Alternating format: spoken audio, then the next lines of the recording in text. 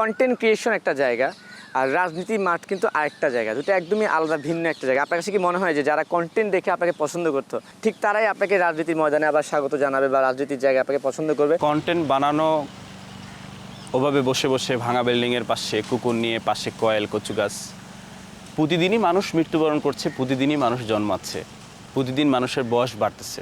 আমি কি তাহলে আমার জীবনের পুরোটা বয়সে আমি ওখানে বসে বসে কন্টেন্ট বানাবো? আমার তো বয়স বাড়তেছে, আমার তো হচ্ছে মানুষের সাথে ওঠা বসা বাড়তেছে, আমার ওইরকম সময় হচ্ছে না।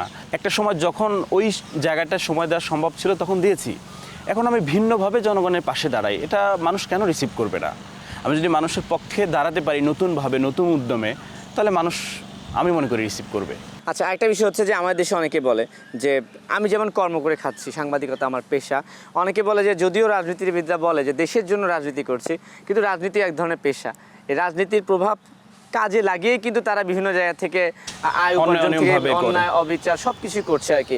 তো এই জায়গা থেকে নিজেকে আসলে সৎ রাখা কতটা সম্ভব, এবং আপনার কাছেও কি মনে হয় যে আসলে রাজনীতি দেশপ্রেম নাকি রাজনীতি আসলে একটা পেশা?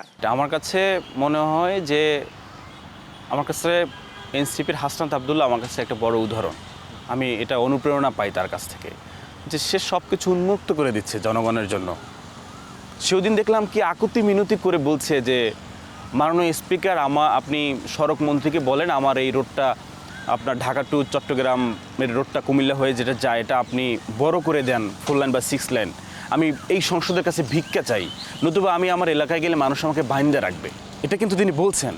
তাহলে এটা কিন্তু দায়বদ্ধতার জায়গা থেকে, ভয়ের জায়গা থেকে, যে আমি যদি এলাকায় যাই তাহলে আমাকে বাইন্দা রাখবেন, মানে আমি জনগণের কথা যদি না বলি তাহলে কিন্তু আমাকে বাইন্দা রাখবেন এবং আমাকে আগামীতে ভোট দিবেন না।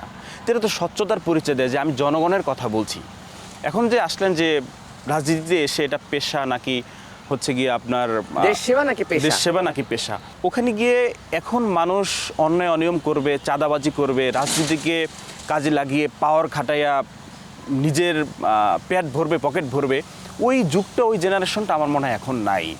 এখন অনলাইন মিডিয়ার যুগ, সবাই ভিডিও করতে পারে, সবাই জানে।